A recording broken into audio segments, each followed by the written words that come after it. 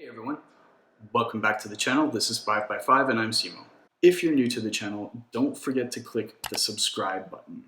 We're back talking about Star Trek Picard. This video is going to be a little bit different because I'm going to do it in two parts as an entire finale episode, with episode 9 part 1 and episode 10 part 2 kind of combined together in one discussion.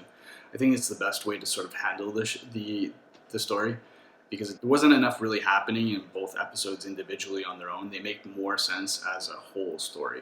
So I'm going to tackle the review and the recap that way. The other thing I want to point out is I apologize. I had this video prepared last week, well actually 2 weeks ago now, but between the quarantine and the fact that my battery died while shooting, I ended up losing the video, so I had to reshoot and wait to reshoot. So I do apologize for this video being late, but I do want to get it out there and basically let the universe know what I thought about the episode and the story and the finale. Please be a little bit patient with me as I still try to find my quarantine footing. Pretty please. Alright, now that said, in part 1 of the finale story, not that much happened.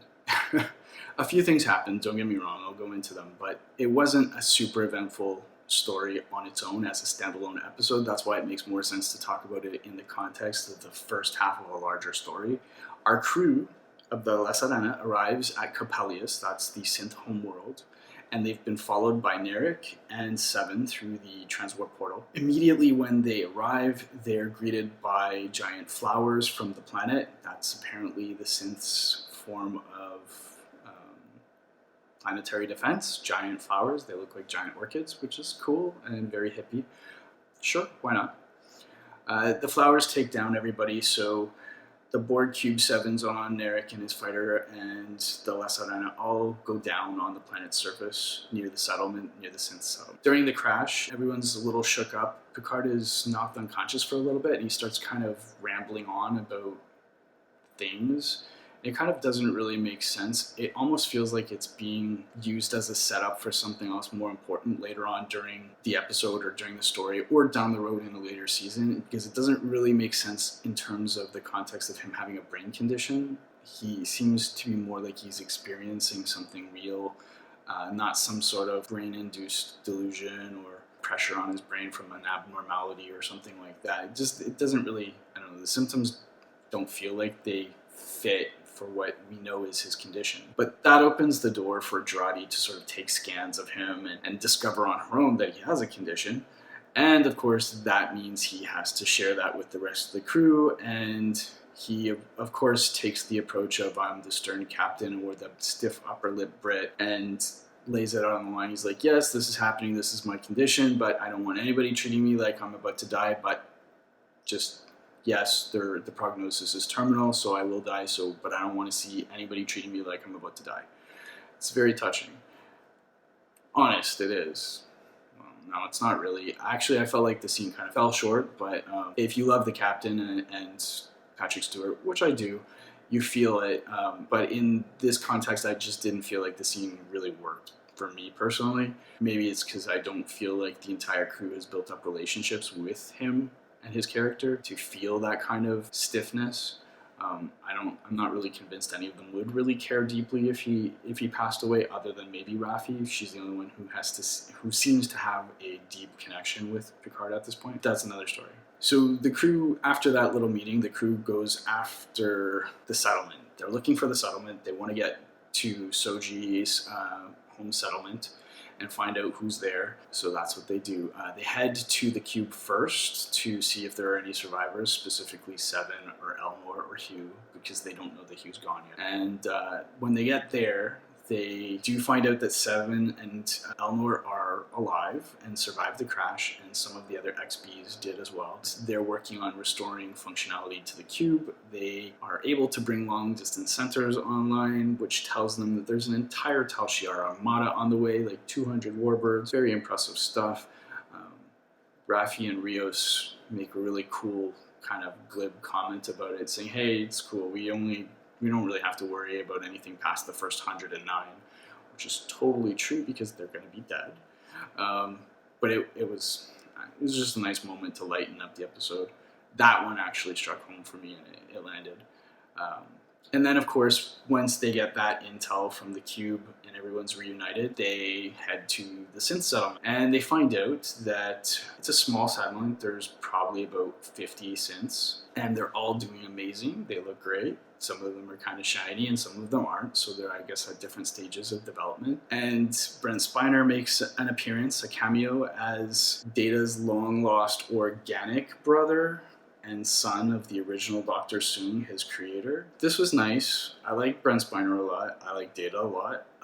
I felt like this cameo was a little awkward, though, if I'm being totally honest. It felt like it was kind of rammed in there and an unnatural fit. They were looking for a way of bringing the performer into the show, which is totally understandable, and it definitely meets fan service needs. But just coming up with another long-lost son of Dr. Soong, just so that we could get Brent Spiner in there without having to put him in ageless makeup, it felt really forced. I love having him, but I definitely didn't like the treatment, just being honest. Didn't work for me, and the show is now open to bringing the character back at any time without having to worry about putting ageless makeup on him as an android. So that's cool, but at the same time, I don't know, I feel like Data's story was done, and I was happy to see it done. Bringing Brent Spiner back is a joy. I don't know if it really adds to the story and the overall narrative in terms of the whole Picard story arc. We'll see, though. So at the settlement, Brent Spiner's character, Dr. Soong, Alton Soong, is in charge for the most part, and along with Jana's synth sister, Sutra, they're basically in charge from the looks of it. And they decide that they're going to mount a defense against the oncoming Tal Shiar armada. They're not going to give up, and good for them. I'm all for staying your ground and, asserting yourself. However, it's not going to be much of a battle, right? If you have 200 warbirds coming to destroy you on your settlement. You've got like a handful of people that are going to try and save an entire planet and small species. It doesn't seem like a very good math, though, right? Sutra has a plan, though. After hearing everything everyone has to say about the situation and why the Tal Shiar are coming for them and everything, Soji has informed everybody about the admonition and the premonitions and the beliefs of Gamadon, which is Tal Shiar Armageddon. Soji's informed them all of that. And Sutra believes that the warning from the admonition is actually a beacon for synth life. It's not a warning for organic life, so that's why it's making organic life go crazy.